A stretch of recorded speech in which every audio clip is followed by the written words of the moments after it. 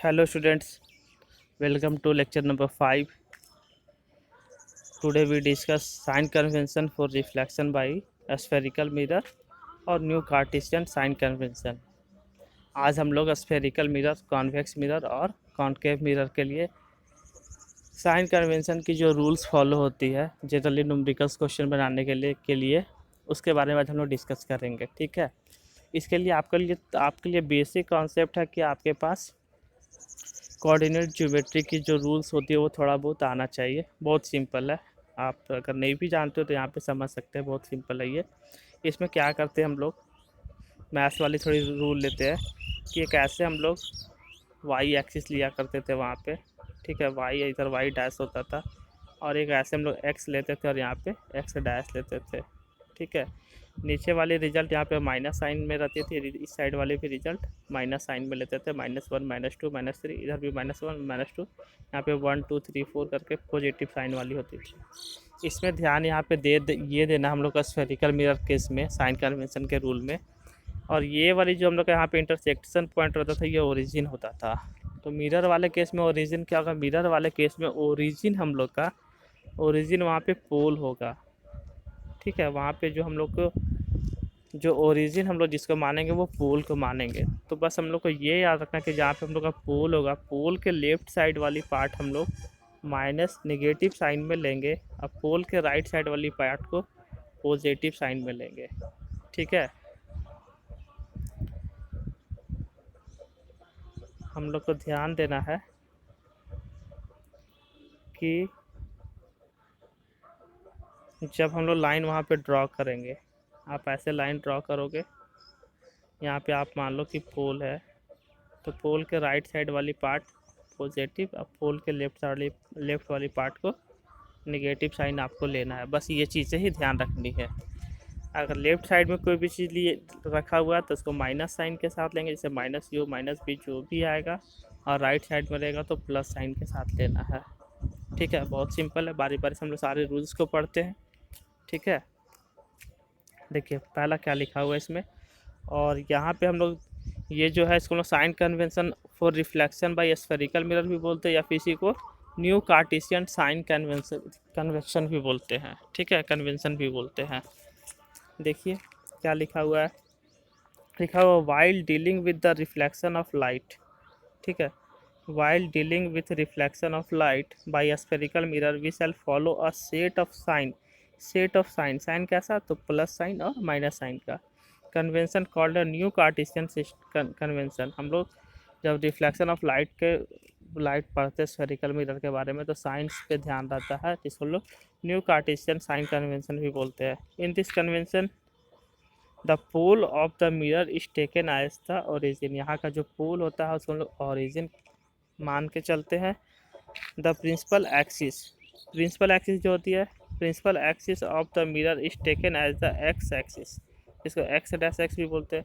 Principal axis को हम लोग एक्स एक्सिस मानते हैं of the following coordinate system. Coordinate system में क्या है वर्ड यूज हुआ है, the convention are as follows. इसका जो कन्वेंशन हम लोग किस तरीके से मानते हैं वो चीज़ हम यहाँ पे आप लोग को बता रहे हैं। ठीक, पहला देखिए फर्स्ट में क्या लिखा हुआ है। फर्स्ट में लिखा हुआ the object is always place to the left of the mirror. हम लोग ऑब्जेक्ट को हमेशा मिरर के लेफ्ट साइड में प्लेस करते हैं। ऊपर में फिगर जिस तरीके से ड्रॉ किया है वैसे कंडीशन में ही आपको मिरर रखना है। मतलब कि रिफ्लेक्टिंग सरफेस आपका लेफ्ट साइड में होना चाहिए। मतलब कि रिफ्लेक्टिंग सरफेस आपका लेफ्ट साइड में है तो आपका ऑब्जेक्ट हमेशा लेफ्ट साइड में ही रखा जाएगा। मतलब कि रिफ्लेक्टिंग सरफेस के साइड में हमेशा आपका मिरर होना चाहिए। This implies that the light from the object falls on the mirror from the left hand side। मतलब फिगर इस तरीके से आपको ड्रॉ करना है। ये सॉल्यूशन करने के लिए हम लोग मिरर तो किसी भी तरीके से रख सकते हैं, बट ये टॉपिक को आप अच्छे से समझने के लिए हम लोग मिरर को हर बार एक ही कंडीशन में रखेंगे कि जो ऑब्जेक्ट होगा, ऑब्जेक्ट में लेफ़्ट साइड से, मतलब मिरर पे लेफ़्ट साइड से लाइट आनी चाहिए। मतलब this implied that the light from the object falls on the mirror from the left hand side. मतलब लेफ्ट हैंड साइड से लाइट आएगी। ऊपर के जितने भी फिगर ड्रॉ किए थे सारे में इंसिडेंट लाइट यानी जो भी लाइट रही थी वो लेफ्ट साइड से ही आ रही थी, ये चीज़ ध्यान रखिएगा। फिर देखिए सेकेंड नंबर में क्या ध्यान रखना है आपको, सेकेंड नंबर में बोला गया कि all the distances parallel to the principal axis are measured from the pole of the mirror। बोल रहा है कि जो भी डिस्टेंस होगी, ठीक है, वो मिरर के पोल से मेज़र की जाएगी। मतलब पोल को हम लोग सेंटर पॉइंट मारेंगे। All distances parallel to the principal axis के जो पैरेलल होगी उसका जो मेजरमेंट होगा वो मिरर के पोल से किया जाएगा।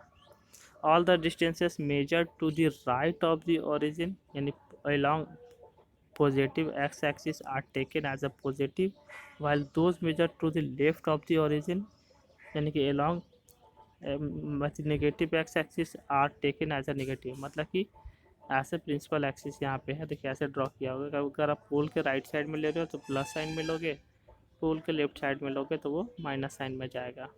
ठीक, फोर्थ वाली पॉइंट क्या है, distances measure perpendicular to the above principal axis is positive Y axis as taken as positive.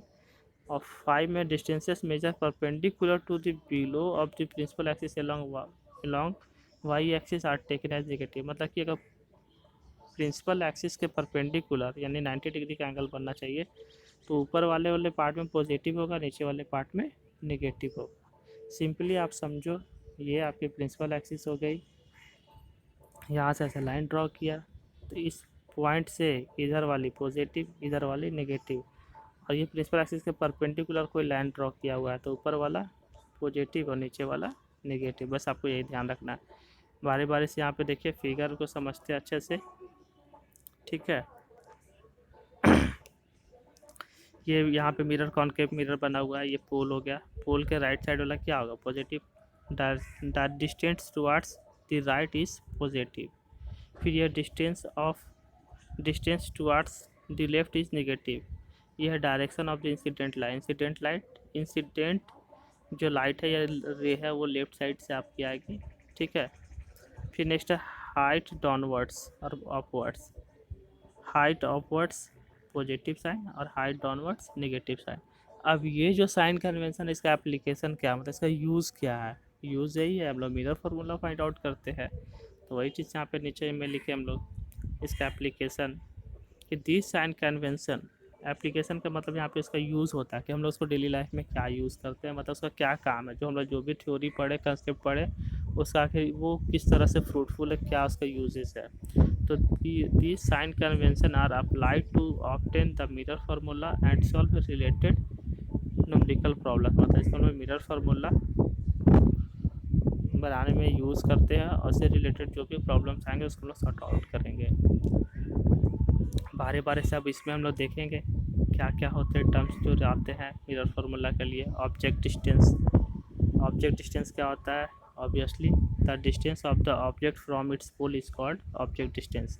ये मान लीजिए आपका मिरर है, ये आपका मान लीजिए कॉनकेव मिरर है और इधर आपका कॉन्वेक्स मिरर है।